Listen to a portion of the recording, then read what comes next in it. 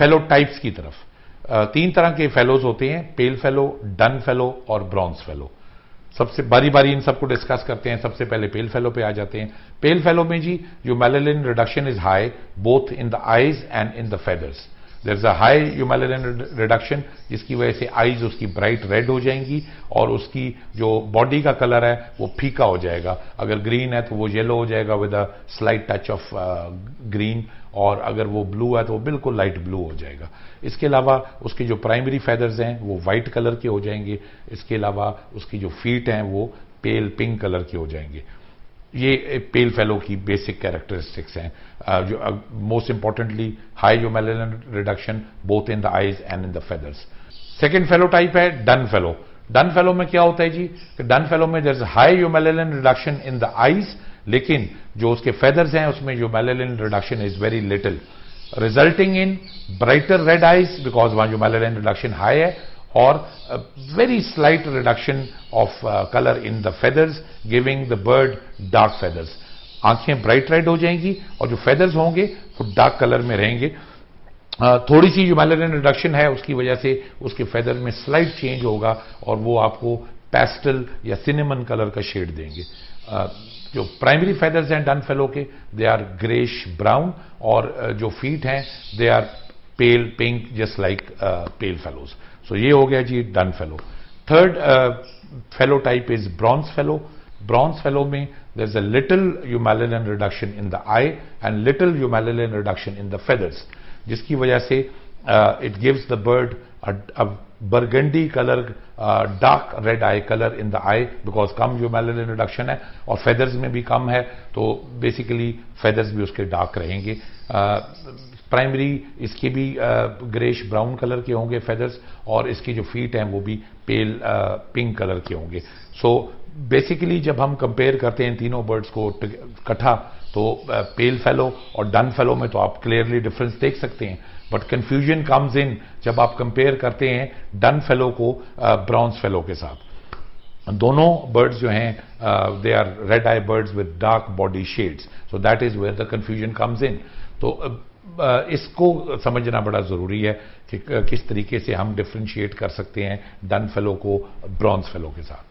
सबसे best practice है कि आप आई कलर को डिफ्रेंशिएट करें। आप स्क्रीन पे देख रहे हैं, आपको पेल फेलो भी नजर आ रहा है, आपको डन फेलो भी नजर आ रहा है, और आपको ब्रॉन्ज फेलो भी नजर आ रहा है। तो हम याद रखिएगा सबसे लाइट आई कलर होगा डन फेलो का, उसके बाद आई कलर जो डार्कर आई कलर है वो पेल फेलो का है, और जो ब्रॉन्ज फेलो है उसका आई कलर सबसे डार्क है। मतलब इतना डार्क होता है कि दूर से तो आपको वैसे ही ब्लैक नजर आता है, करीब से भी आप देखेंगे तो आपको बिल्कुल बरगंडी ब्राउनिश रेड नजर आएगा। सो that is the basic difference, और ये डिफरेंस समझना बड़ा जरूरी है बिकॉज जब डन फेलो पाकिस्तान में इंपोर्ट हो रहा था और शुरू में आना शुरू हुआ, तो बहुत सारे ब्रॉन्ज फेलोज को डन फेलो कह के भेज दिया गया बिकॉज ब्रॉन्ज फेलो सस्ता था और डन फेलो महंगा था। अब इस डिफरेंस को समझना आपके लिए बड़ा इंपॉर्टेंट है। और डिमांड की अगर हम बात करते हैं तो इस सीजन में पेल फेलो की डिमांड बहुत ज्यादा देखने में आई, बहुत सारे लोगों ने पेल फेलो लगाया, और आने वाले सीजन्स में भी because it is a red eye bird उसकी डिमांड देखने में नजर आएगी।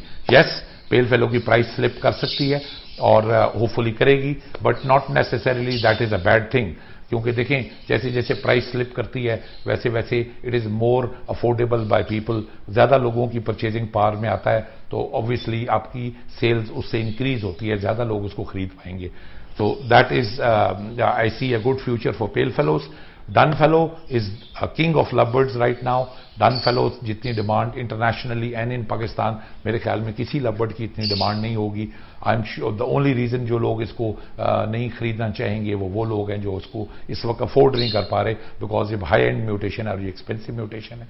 लेकिन याद रखिएगा हमेशा म्यूटेशंस खरीदने का राइट टाइम होता है जब वो एक्सपेंसिव हों, because you can breed them, you can increase quantity and you can sell them when the price slips in, you have quantity producing pairs and you can sell them in quantity and make good money out of it.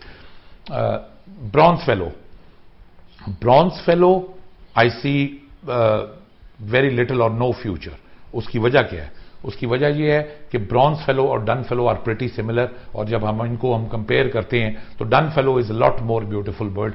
देखें हमें red eye का शौक है ना, dark body, light red eye, visible red eye, खूबसूरत bird देखने में नजर आता है। ब्रॉन्ज फेलो में डार्क बॉडी है लेकिन आई इतनी डार्क है कि वो आपको बड़े गौर से देखना पड़ता है कि वो रेड है कि नहीं है, तो उसमें वो खूबसूरती नहीं है जो डन फेलो में है।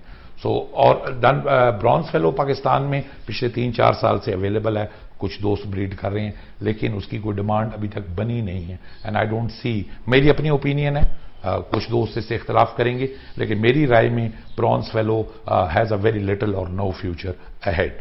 सो invest in pale fallows, dun fallows. चलें जी, अब हम चलते हैं नेक्स्ट सेगमेंट की तरफ। नेक्स्ट सेगमेंट में हम डिस्कस करेंगे कि बेस्ट पेयरिंग ऑप्शंस क्या हैं फॉर फेलो लवबर्ड्स। नंबर 1, हम इसको पेयर कर सकते हैं split to split. Because red eye bird है, जो मैलेरियन रिडक्शन हो रही है, वीक ब्लड होता है, mortality rates are very high, so it is recommended कि बेस्ट आपकी जो ऑप्शन है वो है split fallow lovebird into split fallow lovebird, चाहे वो पेल फेलो हो चाहे वो dun fallow. So split to split की पेयरिंग जो है उसमें सर्वाइवल रेशियो इसका सबसे अच्छा है। तो ये एक पेयरिंग है। ये पेयरिंग हम यूज करेंगे जब हम विजुअल पेल फेलो बर्ड्स प्रोड्यूस करना चाह रहे हैं। इससे आपको विजुअल पेल फेलो बर्ड्स आएंगे, और जो विजुअल नहीं आएंगे वो सारे के सारे पॉसिबल स्प्लिट होंगे फेलोज के। दूसरी पेयरिंग है जी, आप इसको विजुअल फेलो बर्ड के साथ स्प्लिट फेलो बर्ड लगा सकते हैं। अगेन इससे आपको विजुअल फेलो बर्ड भी आएगा और इसके साथ आपको कंफर्म स्प्लिट फेलो बर्ड्स भी आएंगे, लेकिन again it is a weak blood line, आपकी मोर्टेलिटी रेट इस पेयरिंग में थोड़ा सा हाई होगा और आपकी प्रोडक्शन कम आएगी। Specially done fellow is the weakest, so done fallow के केस में इस पेयरिंग में बहुत कम आपको सर्वाइवल रेशियो मिलता है। सो ये पेयरिंग जो है वो इतनी ज़्यादा रिकमेंडेड नहीं है। तीसरी पेयरिंग आप जो कर सकते हैं वो आप कर सकते हैं फेलो लवबर्ड इनटू ओपलाइन। मुझे ये वाली पेयरिंग पर्टिकुलरली बहुत पसंद है। अब जैसे कि डन फेलो एक एक्सपेंसिव म्यूटेशन है और इवन ओपलाइन पेल फेलो भी इज़ नॉट वेरी चीप। तो आप क्या करेंगे, जब आप स्टार्ट ले रहे हैं तो स्टार्ट में आप फेलो विजुअल बर्ड को किसी विजुअल ओपलाइन के साथ लगाएं और स्प्लिट्स प्रोड्यूस करें और try to develop a army of splits. और जब हम बहुत सारे एक साल लगा के बहुत सारे स्प्लिट्स प्रोड्यूस करें, नेक्स्ट ईयर स्प्लिट्स को आप आपस में ब्रीड कराएं, और you know that will be an opportunity जहां पे हम स्प्लिट टू स्प्लिट के बहुत सारे पेयर डेवलप कर सकते हैं, और बहुत सारे पेयर डेवलप करेंगे तो हम क्वांटिटी में फेलो प्रोड्यूस कर सकते हैं। So that is where we will get the most profitability. Remember, it is numbers game, जितने ज्यादा बर्ड्स आप प्रोड्यूस करेंगे उतने ज्यादा आप पैसे कमाएंगे। गोरा तो ये कहता है कि जी जो बेस्ट पेयरिंग है फेलो को ब्रीड कराने की, या बेस्ट तरीका है फेलो को ब्रीड कराने का, वो है split fellow into possible split fellow. इस अकॉर्डिंग टू द गोरा साहब, दिस इज द पेयरिंग जिससे आप मैक्सिमम अपनी मोर्टेलिटी रेट को रिड्यूस कर सकते हैं और मैक्सिमम प्रोडक्शन ले सकते हैं, मैक्सिमम सर्वाइवल रेट इस पेयरिंग में। चलिए, अब हम एक और सेगमेंट है हमारा जिसमें हमने डिस्कस करना है कि बेस्ट ब्रीडिंग प्रैक्टिस क्या है फेलो की, किस तरह से, किन चीज़ों का हम ख्याल रखें जिससे हम एक बेहतर पैदावार अपने फेलो लवबर्ड से ले सकते हैं। हमने शुरू में बात की थी कि जी जो मेलेनिन रिडक्शन होती है जिसकी वजह से आई कलर लाइट हो रहा है, बॉडी कलर लाइट हो रहा है, तो इसके अलावा जो मेलेनिन क्या करती है, जो melanin is also responsible for 3 more things. Number 1, जो मेलेनिन जो प्लमिज की स्ट्रेंथ है, यानी काठी बोन स्ट्रक्चर की स्ट्रेंथ है, वो उसके लिए रिस्पॉन्सिबल होती है। जो मेलेनिन अगर आपकी लो होगी तो आपकी जो प्लमिज है वो आपकी वीक होगी, आपका काठी का स्ट्रक्चर वीक हो जाएगा। सेकेंड, थर्मो रेगुलेशन एक बर्ड्स में फंक्शन होता है, अल्लाह की तरफ से एक नेचुरल इनमें फीचर होता है कि परिंदे अपने बॉडी टेम्परेचर को इंक्रीज या डिक्रीज कर सकते हैं, जिसकी वजह से वो वाइल्ड में सर्वाइव करते हैं, ठंडे गर्म मौसम में थोड़ा सा अपने टेम्परेचर को एडजस्ट करके सर्वाइव कर लेते हैं। तो जब जो मेलेनिन रिडक्शन होती है तो उसमें उनके थर्मो रेगुलेशन का जो फीचर है वो भी डिस्टर्ब होता है, उसकी वजह से भी वीकनेस आती है बर्ड्स में। तीसरी चीज़ होती है कि जी जो melanin is basically protection against UV rays, जो हमारी सूरज की रोशनी में यूवी रेज होती हैं उनसे प्रोटेक्ट करती है। तो जैसे कि फेलो बर्ड्स में जो मेलेनिन रिडक्शन हो रही है, जो मेलेनिन कम है, तो ऑब्वियसली यूवी रेज से फेलो बर्ड्स उस तरह से प्रोटेक्ट नहीं हो पाते, जिस वजह से एक और वजह है जिसकी वजह से इनको वीक बर्ड समझा जाता है। इस सारी इंफॉर्मेशन को ज़हन में रखते हुए बेस्ट ब्रीडिंग प्रैक्टिस क्या है, these are all my own experiences और मैं अपने पर्सनल ब्रीडिंग एक्सपीरियंसेस आपसे शेयर कर रहा हूँ। मेरा ये एक्सपीरियंस है कि जो फेलो लव बर्ड्स हैं उनको आप अपनी एवरी के उस कोने में, उस हिस्से में रखें जहां पे डायरेक्ट सनलाइट नहीं पड़ रही, सो दैट यूवी रेज उनको उस तरह से इफेक्ट ना कर पाए। इससे आप बेहतर ब्रीड लेने में कामयाब हो सकते हैं।